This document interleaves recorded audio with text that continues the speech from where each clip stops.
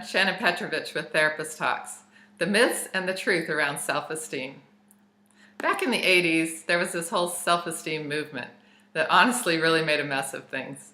So depending on when you were born, you may have been raised during that time or still affected by it, because there is still a lot of confusion over how we develop a sense of self and how we can improve it.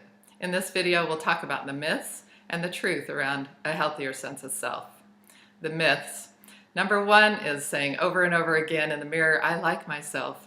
That's going to improve my self-esteem." Nope, not even close. Trying to brainwash yourself from self-hatred into self-love never works.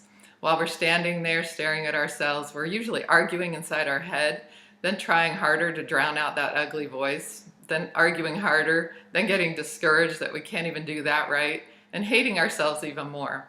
We're smarter than this. We can't brainwash ourselves out of our confusion. We have to be able to combat our self-hatred or our emptiness with something real. We'll get to that in the solution and truths part. Number two, if everyone gets a participation ribbon, self-esteem will go up. Nope.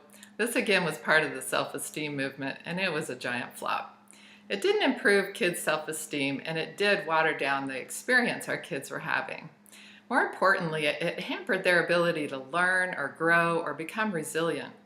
Kids need to experience putting in an effort, getting the results. They need to be part of teams that work together and how great that feels. And they also need to experience what happens when a team doesn't. They need to experience getting disappointed, stepping back, looking at what went wrong, adjusting, and then trying harder. Number three, telling our kids they are awesome and wonderful and beautiful all the time will help their self-esteem. Nope.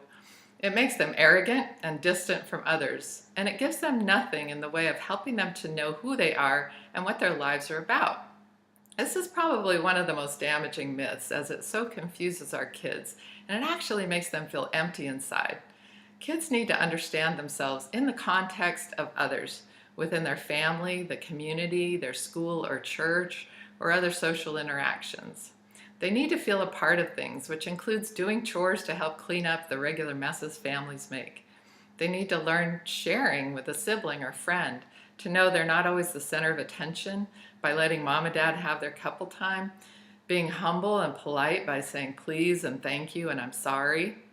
Just telling them that they are the best and the brightest and the most handsome or beautiful actually creates a focus on the superficial and external and makes them think they're better than everyone else. You can help a kid feel special without making them arrogant. We'll get to that in the solutions part. So the truth about self-esteem is that self-esteem is related to creating a genuine sense of self-knowledge, self-image, and self-development. And even though the damage to yours might have started in childhood, you can rework it and improve your self-esteem now. The truth. The singular and most important truth is that our sense of self needs to be based on character qualities, including empathy, honesty, integrity, work ethic, effort, and relationships with others. Relationships with others including listening, responding with care and intentionality, leading with compassion and empathy rather than bullying, and even being a part of a team with care and intentionality versus being the rebel. The rest of the story is how we assess and then work on continuous improvement of these character qualities. How to do that? Number one, improving our sense of self first demands that we assess ourselves in those areas I just mentioned. So, in my character qualities, where am I already strong? Where am I challenged? What aspects of this list do I already relate to fairly well? And what needs my attention? Journal about these and take an honest look. If you're not sure, ask someone close to you to help you out. Often we don't see the positives in ourselves as well as we see our negatives. Number two, once you've made that assessment, then you can have some genuine truths about yourself that you can use to thwart that negative self-statement and self-hatred in your head. When those old thoughts come up, you can combat them with these real truths. It's not brainwashing, it's actually telling yourself the truth about yourself. You'll be able to engage in this much more easily and much more successfully. Number three, keeping those positives in mind. You can also clarify the self-improvements you want to make. I'm not that good a listener. I need to make more effort to quiet my mind and listen better. I'm not great at having empathy and compassion. Maybe I'll volunteer at a shelter and get to know some homeless people so I can understand their stories better. I'm not always honest, and I feel crummy when I tell a tall tale to get attention or get out of the hot seat. I'm going to work on always being honest, whether it's in my best interest or not. I want to feel I'm the same person in every setting so I can feel like my integrity is solid.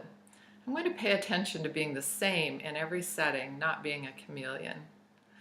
So number 4, this is an ongoing growth journey and not a one-day event. We're continually growing in our sense of self, our sense of meaning and purpose, and our sense of self-development. So don't think of this as something you do once, but something you're aware of a lot. If you're feeling badly about yourself one day, ask yourself what's going on, and don't be afraid to spend a day to yourself.